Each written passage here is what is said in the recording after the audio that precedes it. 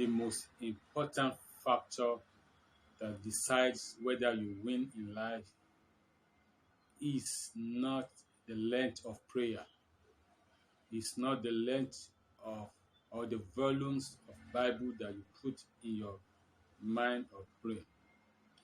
What finally decides whether you win in life is your ability to confront the situation and being able to stand in irrespective of the consequence or situation, knowing that you have God's backing behind you. This is simply what we know as faith. As a child of God, as an individual that wants to succeed in your enterprise, in your vocation, in that which you do, it will be very unfortunate to tell you the truth about life. You face so much challenges. If it's a path that leads to somewhere, you'll be confronted with situations that will make life seems to be terrible. Some years ago, I was watching a movie, Odyssey. In the movie, this man suffered a lot on a voyage. At the point where he thought everything seems to have calmed down and he has won over the battle, then the spirit of the water came out and said to him, Odyssey, you will suffer. Many of us, what we pray against is we don't want to suffer. But if you are taking the path to somewhere prominent, important in life, I'm sorry to say to you once again, you will suffer. You cannot find a general without a scar. But what is the deciding factor is the resoluteness, determination, the courage, the persistence, the perseverance, that irrespective of what you are facing, you will get through. Like the saying by Robert Schuller, tough time never lasts. Tough people do. It is better to sweat it out at the arena and emerge as a champion than remain calmly at the comfort zone and be a nobody.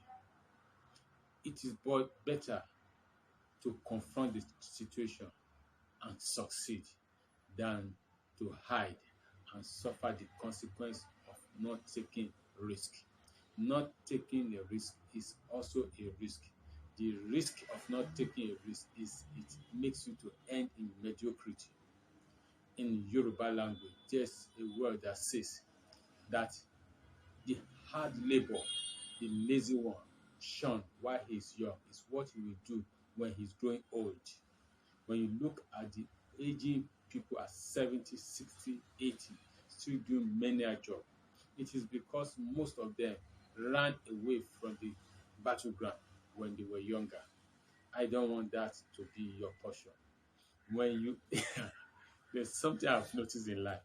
When you have accepted to confront situation and to fight the battle, many a times the battle itself run away from you.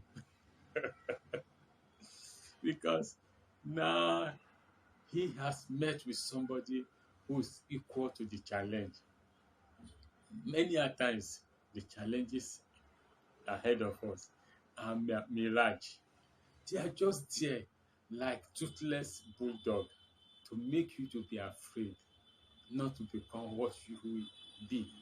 What I'm laughing is when I look back at many challenges that I face in life, many of them are really not there when the season came of accounting, when the season came to show forth what I have. By moving forward, I realized many of the battles have been solved. Many of you never took the step you ought to take because you felt you don't have the money to move ahead. Many of you cannot take significant position in life because we were afraid. One day I went to my son's school. They were looking for a new PTA chairman. I just felt I can become the PTA chairman even though I wasn't going there regularly. But at the end of the day, I just find out that if I had stood up first, nobody would have challenged the position. It was because there wasn't anybody that somebody else took up. So when you take up the courage, it only enlists you to become a champion. In the reality, those who are courageous suffer the least. When David took on Goliath, when you look at his life very critically, you see that he ended up being the king. Everyone who will go hiding, their names have sunk into, have been obliterated in the sand of history, while David has etched his name on the granite of time. So, what am I saying? It is a high time to make up your mind. If you have a noble dream, a noble thought, a vision of a larger life, of impact, why not give it a trial? Again, I'm telling you, nobody will come out of life alive. So, being afraid, being courageous, we will all die. But after death, we have people whose shadow elongates into decades, hundreds of years, and even into millennium. Jesus, for more than 2,000 years now, we keep mentioning his name because he took the courage to die for the sinners of the world.